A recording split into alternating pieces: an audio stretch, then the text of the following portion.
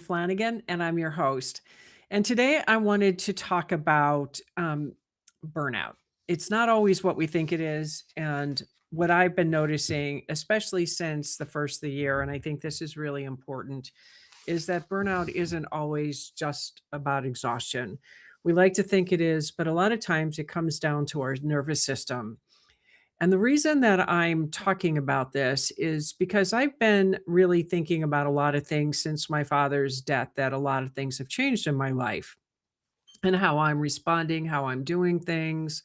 I got my community up, and it was, I think, the day after Thanksgiving is when I just started really moving gung ho. Like all of a sudden, instead of looking over my shoulder or feeling like I needed to stay invisible, I felt safe to come out. And I think a lot had to do with that whole nervous system because with my father and being the perpetrator that he was, and always, looking over the shoulder and wondering who's going to get me, so to speak, without even knowing I was doing it, it was my body was in survival mode. And I don't think I understood what that actually meant until he passed and I'm in the place that I'm in today. The one thing that I've noticed, and part of it I think is might be because it's the first of the year, we're in a new energy frequency because we are in a 2026, which is 8, 10, 11. So it's an 11 year. So anyways, what I'm trying to talk about is I think it was over the weekend, like I discovered something about myself that I didn't realize that was there. And one of the main things was that I've got my community up, I've got it moving, I've got a lot of stuff in there. I'm growing it slowly. And and then I have this money meditation that I think is really awesome. And the people that have tested it out for me are just having incredible results with it. So, the main thing that I'm looking at with this is okay, well, let's get this thing finished and get this out there and get it up on the community. So, Friday, I started spiraling out and didn't know I was spiraling. I was aware something was happening, but I wasn't sure what it was. But the main thing was is that I got all the dots together. I mean, like everything's there, all the dots are put together, and then it's like, how do you do a friggin' funnel? How do I do this? I don't think I've ever done this. I'm not sure how to do it. And I kind of went spiraling, and of course you pull out Chat GPT and it's like, okay, this is what I've done. What order do I do this in? And what was interesting about that is depending on the question, depending on what all components you have, chat will answer based on whatever it has for information.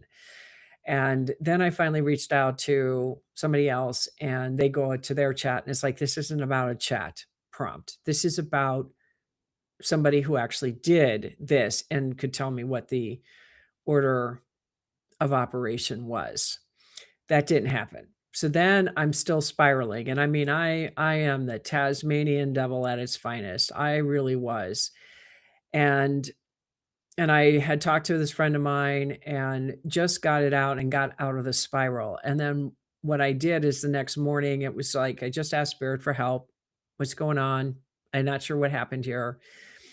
And I realized that this was something really shocking to me is that there's this element that I feel like I'm really close to where I wanna be with just coming out, with what I wanna present to the world, that type of thing.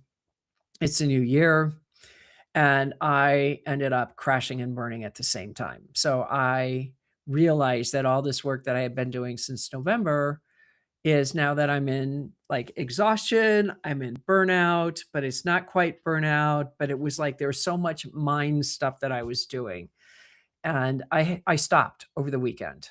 I just stopped. It was like, I can't do anything. I know I'm, like, right there at the verge of everything to happen, and it's like, I can't do it. I have to get a handle on where I am at the moment, and where I was at the moment was I was realizing that I wasn't burned out. I mean, there was a mental fatigue to a certain point, but that wasn't it.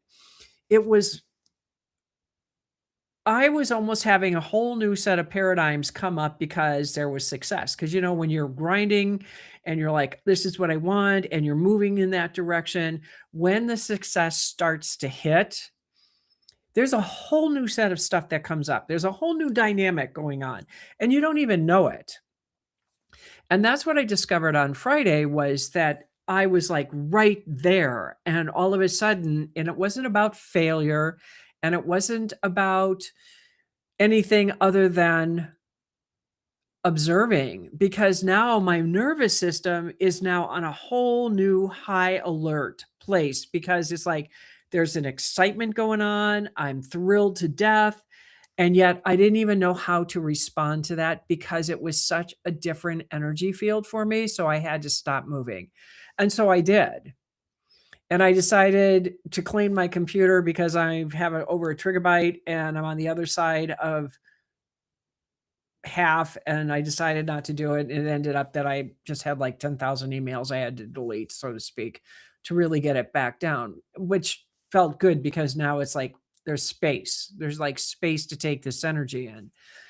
The other thing that I noticed with that too is like I just have to put some posts together and I couldn't even do that because I was mentally fatigued. I have everything there. I just have to put everything together to finish it and it's like I can't. I just can't.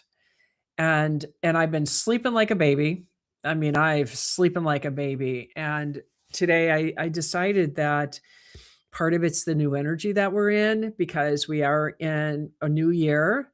There's a lot of things that are coming, and the energy isn't settled by any stretch of the imagination. Are we settled into this energy yet? And I know it's the 13th of January. It's already moving fast, but I can't connect to this energy 100% because this is so different. There's an electrical charge, in my opinion, with this energy. There's something behind this energy. Now, yes, I had Hope on last week, and we talked about this wave of energy that's coming in, about the world turning over and shifting type of thing. And I believe all of that wholeheartedly. But there's still we're not ready for this. And I think about what Dr. Ryan said is that our nervous systems, we are still in a fight or flight, and we need to stop that. And we also need to bring our nervous system back down. So when I decided to stop, that's what I'm doing is I'm allowing my nervous system to guide me at this moment because it is our nervous system. Our nervous system is tied with our brain, is tied with what we do, and I don't think that I'm a slacker or doing anything along those lines for slacking because I'm not slacking. I'm doing anything but slacking, and if I have moments of, where I'm just kind of in my stuff, so to speak, it doesn't matter if I'm in it because I know I'm still moving forward. I know that there's things coming up. And I've been having some of the most bizarrest dreams at the same time. Like people that should not be in my life are in these dreams. I mean, we're talking like Prince William and Kate Middleton. And I'm like, what? Where's this coming from? Or I'm having people from my past, like I'm saying goodbye to these people, or I'm welcoming people in like I don't understand it. All I know is I'm just paying attention and observing, excuse me, things like that. And to me, when you're getting dreams like this, I mean, the question is in the dreams is what do these people represent? If they're people I know, that's one thing. Prince William, Kate Middleton. I mean, these are possibly the future king and queen of England and what they're doing and what's the world going to look like when they take over. I mean, how bad is Prince Charles' health? We don't know because they're not telling us. But maybe they're coming to me because there's a moment that things are going to shift and maybe this is a precognitive dream of something coming in that I'm unaware of yet. I take all of this stuff and I just keep asking, well, what is this representing to me? Because I have no anything with William or Kate. I mean, I just know that William was Princess Diana's son, but as far as really following them, what they're doing, no, not really doing any of that. So that's what's so bizarre. So I'm like, okay, it could be precognitive of something that's coming that I'm unaware of. And that's not saying I'm going to meet them. I might, I might not, don't know, don't care. But the whole point is that when things seem to be coming out of sorts that seem unlikely, look at your nervous system.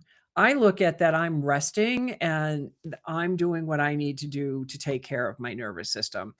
I'm watching a lot of people right now that are trying to do a lot of things, trying to get out there and they're just gung ho and all of that. And that's fine. That I don't care. That's them. That's not me. And what I'm realizing in this time of I need to stop. I need to slow down. I don't need to rush. I'm not in a panic mode, and I'm not. I'm really not.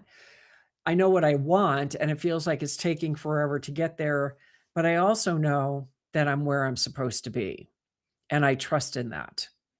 And I think when we stop long enough and realize that we're right where we're supposed to be, I mean, this came up for a reason, and maybe this is something that I'm going to help people understand when things are looking like they're ready to shift and change and you're not trying to sabotage, you're not trying to stop yourself and you stop moving, maybe there's a reason. Maybe it's about just absorbing like where you've come, like you've done a lot so far in your life. Where are you? What is it? This is what it feels like. And maybe you never stopped long enough of like you can see the overall view of what you want and how that feels. Cause I've done that kind of visualization. And when it happens, it's like, oh my God, it's a million times better than what I could ever visualize. But maybe as we're going in this stepping up process, as we're evolving, as we're ascending into that next level of energy that we're in, maybe part of that's why we're slowing down because sometimes I feel like I'm in really slow motion. And yet I also feel like I'm speeding up at the same time. I mean, it's the weirdest feeling that I've been feeling since the beginning of the year of fast, in super high speed and slow motion at the same time. And so I'm sitting with it because I can feel the energy in my body shifting and changing. And I know that I need to just stay calm, whatever that looks like. So if that means I'm going to meditate or I'm going to sit and be, or I'm not going to do work for the day, even though I'm working on getting things where I want to, if all I can do is say, maybe all I can do is one post, fine, you did something. Because again, what I have been saying for a very long time, it's baby steps. Sometimes stopping the ebb and the flow.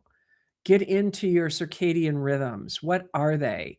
And right now, everything about me has changed. I mean, sometimes I don't even recognize who I am. I mean, I'm like number one in these communities on school because I've joined a lot of other communities just to understand school and learn it and get to know people and so on and so forth. And I'm like number one in the leaderboards, and it's blowing me away because this is Miss Invisible Girl.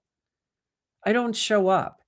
And then I was thinking about it some more because I have a friend who's like, I mean, she's going gangbusters and she's almost making me crazy because it's like too much. It's like, whoa, I can't handle this. Like she's on hyperspeed in my mind. And it makes me tired watching her do that. Now, this is her and this is fine for her. And I don't have an issue with it. I'm just recognizing where I am with my patterns. And I realize that where she's at is perfect for her and where I'm at is perfect for me because I told somebody I'm like the tortoise and the hare, that I'm the tortoise coming up so the hare can run and run and run. And I'm just, methodically keep moving forward. My head is down. I'm doing what I need to do one step at a time. Because when I do land, I will know every step I got, how I got there. I will understand how I got there. And I won't be in, oh my God. And then blow all the money or whatever it is I'm going after. You know what I mean? A lot of people do that. Like, you get your lottery winners and they win the millions, and within what, 5, 10 years, they're in bankruptcy because they spent all the money because they don't have any money skills behind them. And that's where I've been working on money issues my whole life. That's why I have this quantum thread meditation. And this is an amazing meditation. It takes you back to when you created your money thread. And when you can understand what's actually driving you and move through that, then you can start changing your patterns of operation. You can start doing it because the one thing that in all these places, every place I've gone, courses I've taken, the one thing people are always is they want money, but they don't move towards money or they don't follow their money or they sign up and do and don't finish it. Now, commitment's a big deal. Okay, that's the first thing. My business partner and I used to talk about we're going to put together a seminar on commitment and those that and give us your money and those who show up for the seminar will refund their money and say the seminar is over because it's all about people not following through. And I look at that, I see that a lot, and I know that people are overwhelmed and they're exhausted and they're trying to stay ahead. But a lot of times it's your nervous system. A lot of times it's the things that happen to you as children that you haven't faced or you haven't looked at or you're traumatized and you don't even recognize it. I didn't recognize it because those words weren't out there yet. I didn't recognize a lot of things until my father died. But I'm here to tell you that you have to face it. I've spent my whole life trying to go back to that time. Now, I saw that time, I understood that time, and then somebody told me, and I'm going to throw something at you guys today, like you are going to go, hmm. And I was talking to a friend of mine. She's coming on next week, Catherine Giovanni. She's coming on next week. And we were talking, and she said, and we were talking about walk ins. And I said, my mother claimed she was a walk in. And I said, she wasn't. And she said, your mother is. And I'm like, okay, well, always been a witch the whole time I've known her. So my mother must have walked in at a very young age. That's the first thing. Second thing, she said, you are a walk in. And I said, what? No, I'm not. She said, yes, you are. So I sat with this one for a while. And I remember my father died the day before the anthology book went to press, and I had to do a final read. And in that final read, I felt something rip apart inside of me. And then what I know now is that's when I walked in because I don't remember. I remember bits and pieces, and Catherine and I are working through this walk-in thing. And she said, we will remember bits and pieces of the other person's life because that's what we're doing. And so I'm remembering bits and pieces of this thing. And this poor girl, little girl, was very traumatized. And I think it's the second or third book, I think it's the third book in Awakened. I had a reading that was done that a friend of mine gave to me. And she talked about some things about guns. And I'm like, but I've never seen guns. My father had an aversion to guns, except it might have been there. There were things that this little girl that she told me that it was like I knew, but I didn't know. And I think it had to do with this little girl. Well, about a month ago, I forgave her. And it wasn't like I forgave her for doing anything wrong. I just forgave her to release her because she was ready to leave now too. But in this, that was what I was trying to remember. It wasn't what my father did. It wasn't about the bathtub scene. It wasn't about any of that. It was that I came in at that point in time because I really don't have a lot of recollection about lots of areas of my life. And I was also very suicidal because I picked up where she left off. She just couldn't take it anymore. And it was so bad in my family's house that I had to I didn't wanna live. And yeah, and I didn't remember that I was a walk-in. I didn't know any of that. And it makes sense to me now. But I was strong enough and I knew that I would follow through on whatever this is. And so it explained a lot of things about the Brotherhood of the White Light. It explained the Council of Nine. It explained a lot of things that happened that would not normally happen. Because when I look back now, it's like, how did I have access to all of this information? Well, I did. Now I know why I did, because nobody else had access to this information. Most of this information is lost, and I'm here to bring this information back. That's what I'm here to do. But I had to have my father, I had to go through all of this every step of the way, and it was not fun, but I survived it. And now I'm thriving through it. But I had to face all of it. I had to face the little girl who was always hoping and wishing that her dad would come back. And then I had to face that I would never see that man again, that that wish that the little girl had is gone forever. I had to own the fact that I always wanted a father and never had one. I didn't want to feel any of those. I didn't want to even acknowledge any of that, but I had to.